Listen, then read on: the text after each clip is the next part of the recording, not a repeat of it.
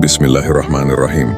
Jadi gini mas bro, lo pasti pernah terpikir untuk hijrah dari kondisi lo saat ini, dan gue yakin lo udah tahu bahwa hijrah secara umum dimaknai sebagai tindakan fisik, yaitu meninggalkan suatu tempat yang buruk menuju tempat yang lebih baik. Tapi apakah lo lupa ada makna hijrah yang lebih dalam dari itu, yaitu hijrah yang melampaui dimensi fisik atau sekedar berpindah circle pergaulan? Secara etimologi, hijrah memang berasal dari bahasa Arab hajara, yahjuru, yang berarti meninggalkan, berpindah atau menjauhi. Di Quran, hijrah itu merujuk pada peristiwa perpindahan Nabi dan para sahabat dari Mekah ke Madinah.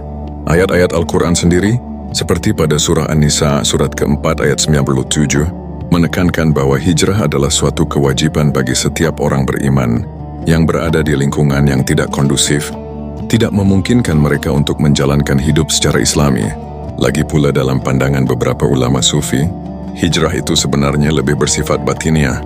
Jadi bukan sekedar perpindahan fisik, melainkan perpindahan dari sifat buruk, tercela dan lingkungan yang toksik, menuju ke lingkungan berakhlak yang terpuji. Hijrah kayak gitu adalah hijrah yang melawan hawa nafsu lo, yang selalu mengajak kepada keburukan, berpindah menuju nafsu mutmainnah, jiwa yang tenang dan damai.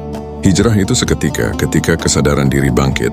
Disitulah lo harus meninggalkan perbuatan dosa dan maksiat, lalu tobat, menyesali dan berupaya istiqamah dalam ketaatan.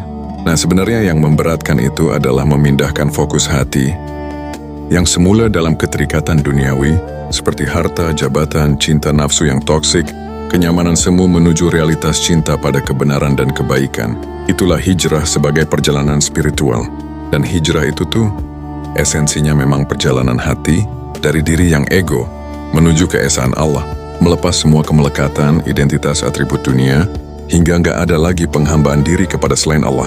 Dan yang paling memberatkan itu, melepaskan ego diri, yaitu penghambaan terhadap diri sendiri, karena ini butuh level kesadaran diri yang kuat, yaitu menyadari bahwa sesungguhnya segala sesuatu itu adalah Allah itu sendiri. La ilaha illallah. Tidak ada sesuatu pun termasuk diri lo, kecuali Allah itu sendiri, seraya melepas semua konsep dogma, doktrin dan segala macam ajaran yang bersifat lahiriah atau duniawi. Semua bisa dicapai melalui penyucian hati dan jiwa, atau wa nafsi wa masawaha, dan jiwa serta penyempurnaannya sebagaimana bunyi surat Asy-Syams ayat 7. Itulah pencapaian yang sempurna dalam inna lillahi wa inna ilaihi roji'un. Diucapkan bukan saat lo atau ada orang lain yang mati, tapi saat ini, di sini dan sekarang, saat lo mematikan ego di diri lo sendiri. Assalamualaikum bima sabartum.